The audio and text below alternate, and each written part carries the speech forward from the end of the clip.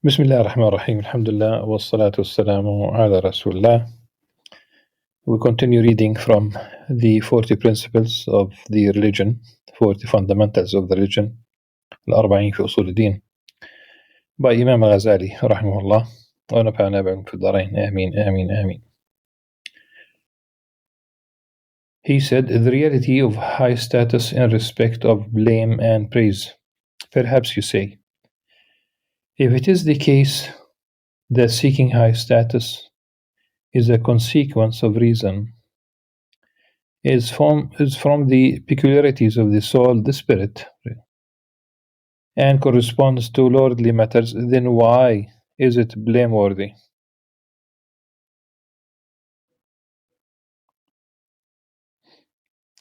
Know that seeking truly high status is praiseworthy, not blameworthy. Truly high status. Closeness to Allah subhanahu wa ta'ala is something sought by all, and it is surely high status and perfection. It is a dignity with no baseness in it, richness with no poverty beside it,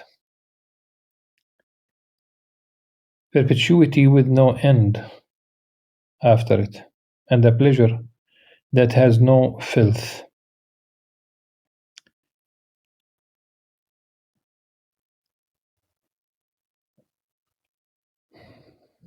A pleasure that has no filth, a pleasure that nothing disturbs this pleasure, nothing spoils this, nothing stains, nothing.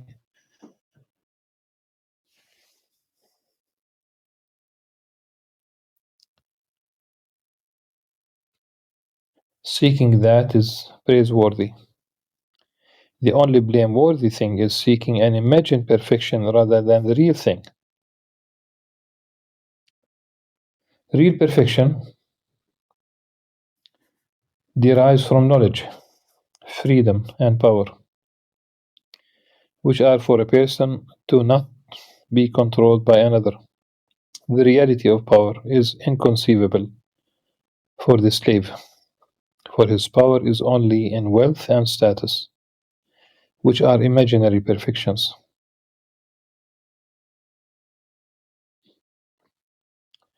They are ephemeral matters that do not remain.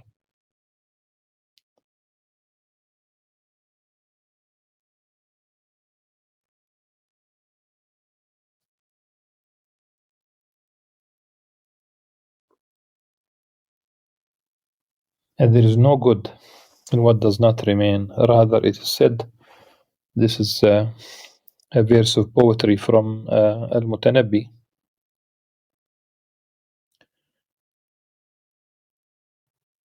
The word sorrow to me is a happiness that I'm certain will go away.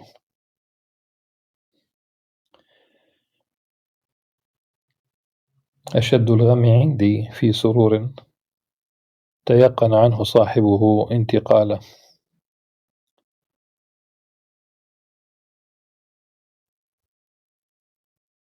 It's either or. I'm certain will go away. The happiness will go away. You will go away. Either or.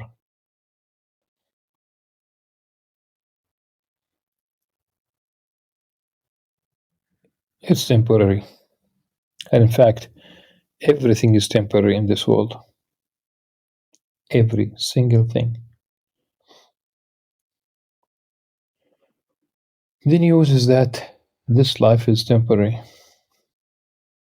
The news is that all 8 billion people on earth will one day die. The news is that there is an end to this universe, the way we know it. Richness or poverty, both are temporary. I'm talking about in this life. Health and disease are temporary. It doesn't mean that you do not improve your, that you don't seek medicine if you are sick. It doesn't mean that you don't work if you are poor. It doesn't mean that, no.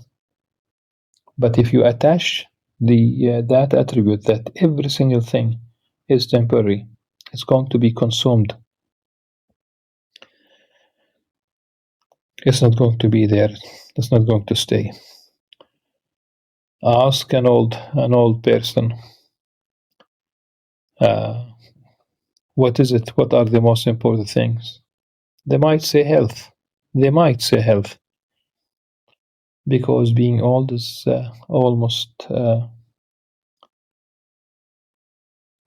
it's inevitable that you'll get sick, you'll get weak, your senses might become weak.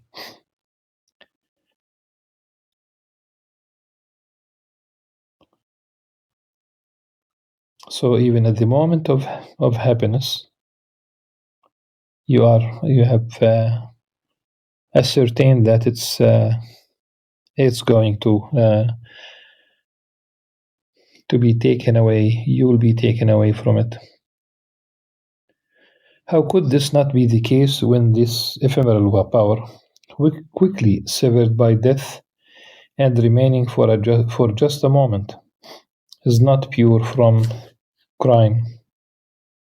Someone imagines it to be perfection, and then it disappears. Rather,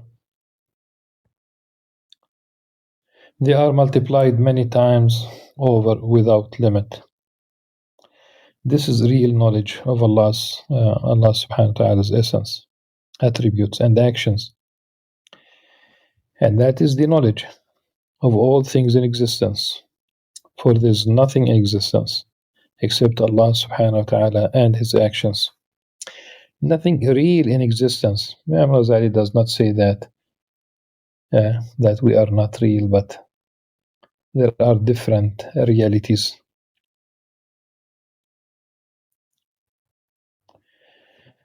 However, one may look at them from a perspective other than them being Allah's actions, subhanahu wa ta'ala, like the one who looks at anatomy for the sake of medicine, or the one who looks at the position of the world in order to know what the stars indicate. This is of no value. So one looks at the anatomy for the sake of medicine. أو ينظر في هيئة العالم لمعرفة الاستدلال بأحكام النجوم، فهذا لا قدر له. Also from real perfection, which is the cutting off of your relationship with all connections to the world. Actually, from everything that separates you or separates from you at death, and limiting your attention to what inevitably stays with you, which is Allah subhanahu wa ta'ala. As Allah revealed to Dawood, Sayyidina Dawood alayhi salam, Prophet David, King David, Prophet and King David. O Dawood, I am your inevitable end. So cling to the inevitable. It's mentioning Dawood, Sayyidina Dawood alayhi salam, in the book of Psalms, as it is today. 137:9. So one chapter 137 verse 9 in the book of Psalms. It does talk about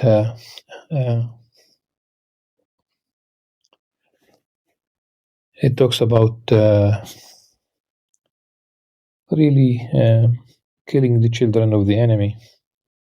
And I thought to myself, by tossing the babies on the rocks, and I think it's really blasphemous to attribute anything like this to Allah subhanahu wa ta'ala. That cannot be the case. It cannot be the case.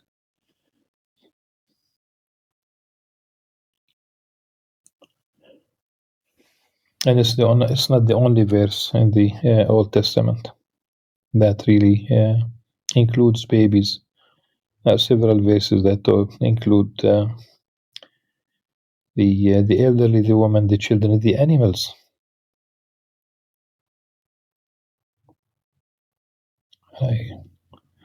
I am at a loss thinking about how could it be the case.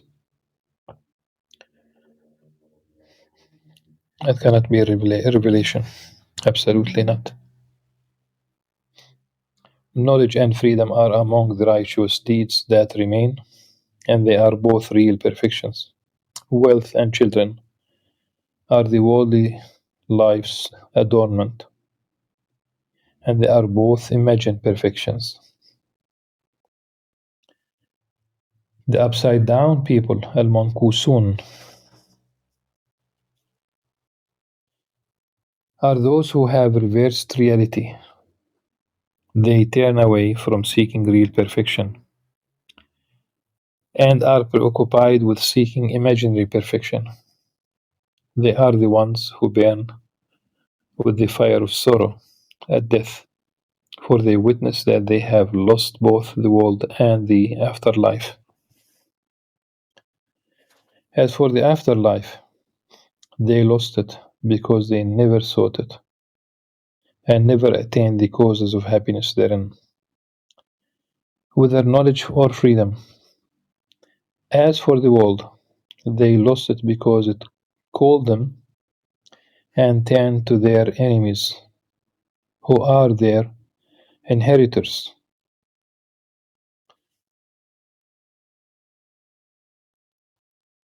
because they depart and they leave this dunya. Palaces or shacks, fat bank accounts or pennies, whatever is the case, you just leave it to those behind you. You should have used it to do something good. May Allah subhanahu wa ta'ala forgive us. Do not think that knowledge and faith depart from you at death.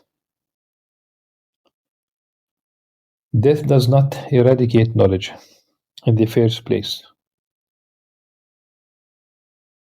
nor is death non-existence, in which case you might believe that when you die, both you and your attributes are annihilated.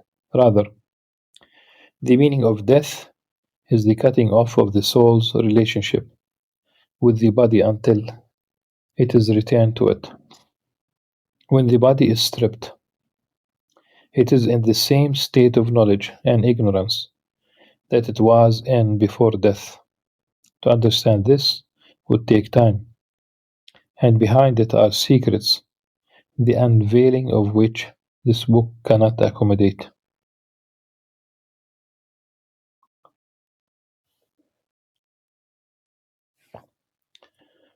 Quelling love of status from the heart. في بيان علاج داء الجاه. If you know the reality and essence of status, and that it is an imaginary perfection, then you know that the way to treat it is in quelling the love of it from the heart. After all, you know that if the people of the earth prostrate to you, for example, it would be but a short while before there was no one prostrating and no one prostrated to.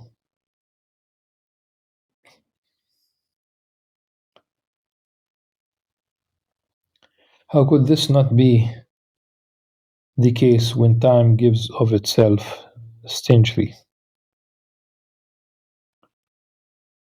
Limited time. And some people insist on doing horrible things. How could you be pleased to abandon an everlasting dominion with ever high and far-reaching status with Allah subhanahu wa ta'ala and His angels in exchange for your petty, low-life status that only excites fools who neither benefit nor harm you, and who have no control over life, death, resurrection, provision, or time?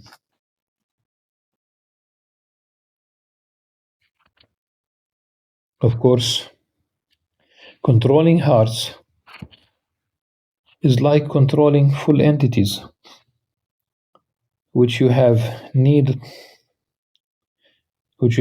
of to a small extent, in order to guard yourself from oppression, enmity, and whatever disturbs you in terms of your health and free time, from which you derive support for your religion. Seeking the small amount is permissible, on condition that it is strictly the necessary amount, as is the in the case of wealth, that you do not try to earn it through ostentatious worship, because that is prohibited and shall be discussed later, and that you do not try to earn it through being phony, by displaying a quality that you do not really have within you.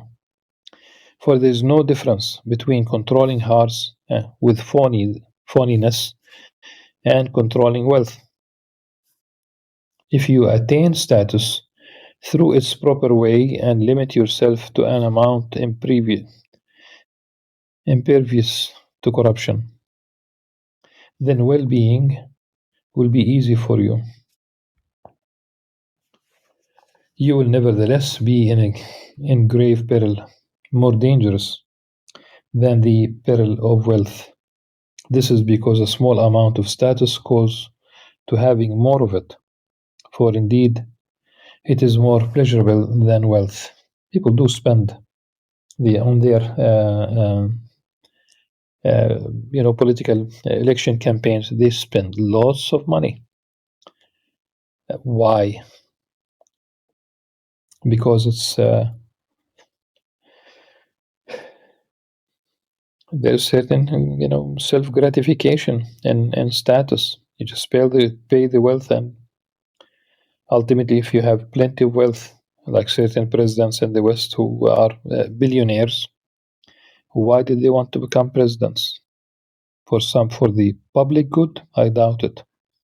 For something moral, absolutely not. It is more pleasurable than wealth. For this reason, a person's religion is not safe, except for a low-profile, anonymous person who is unknown, as you have understood from the reports. Here, it's a reference to hadith of narrated in Muslim. It was compiled by Muslim in the Compendia of Hadith, and it was narrated by the companion Sa'ad bin Abi Waqqas radiallahu anhu. And Allah يحب العبد التقي الغني الخفي, that Allah subhanahu wa ta'ala loves the servant, the slave, who is pious, who is rich, not rich. Don't you ever think about money. Rich at heart. Al-Khafi, incognito, is not known to people. Like, you would probably pass by and you think that, who is this person? And you might belittle the person. You shouldn't belittle anyone, because you don't know the end of people in the hereafter. Whether they might make it to paradise and you don't, or they make it to higher places and you don't in paradise.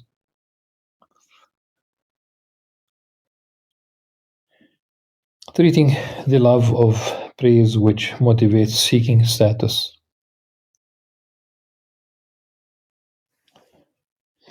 Among the motivations for seeking status is the love of praise. Indeed, the human being takes pleasure in it from three aspects. The first of them is that it gives him the feeling of being perfect. And feeling this perfection is delightful because perfection is one of the divine attributes. The second is that it gives a person the feeling of possessing the heart of the one who praises him, occupying a position of status with him, and him being subjugated for his purposes. The third is that it gives a person the feeling that one praising him listens whenever he is praised, thus increasing his status. For this reason, if praise comes from a person who is insightful in respect of the attributes of perfection, has great status and influence himself, and does this in front of a group of people, the pleasure of praise is multiplied. The pleasure of the first aspect ceases if the praise comes from other than the people of insight. Then it certainly does not make a person feel perfection.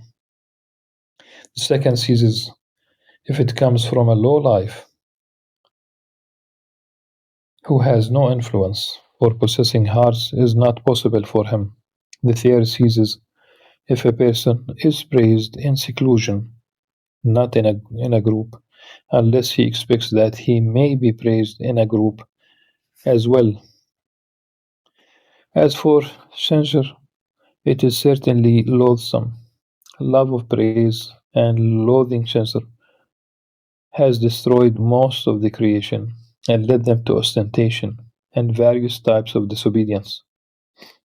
The treatment for this is for a person to reflect on the first pleasure.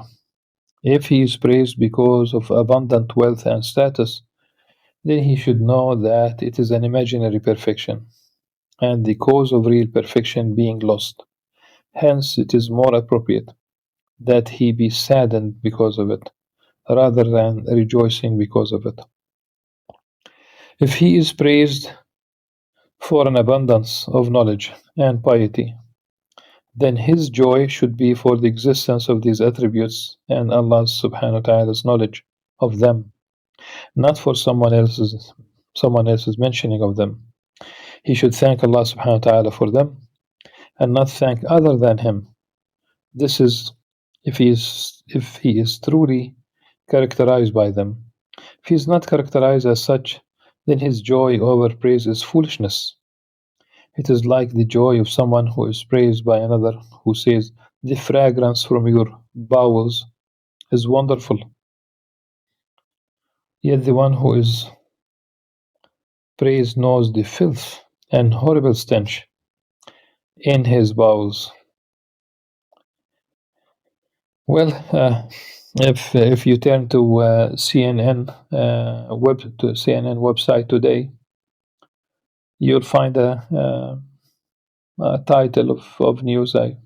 It's there. I did not really read it, but one flight was postponed, cancelled practically, because someone defecated in the aeroplane. So that's a whole flight being stopped by something that will never have a good fragrance. So much so for the human being who has been described as carrying this stuff within him all the time. Why the why think of himself as being above others, above other human beings, which would include biases, personal, group, and general biases, which would include phobias, which would include maltreatment, which could lead ultimately to genocide, especially when you dehumanize the other. It's a very sad state of being. Very sad state. This is the state of the person who rejoices over being praised for piety, asceticism, and knowledge, while he knows that within himself he is devoid of them.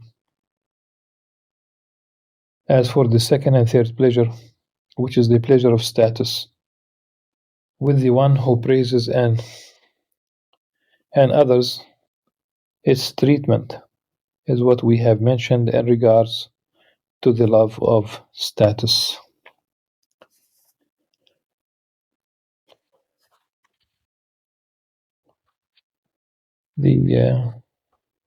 Inshallah, tomorrow we'll deal with the seventh principle, love of the world, حب الدنيا.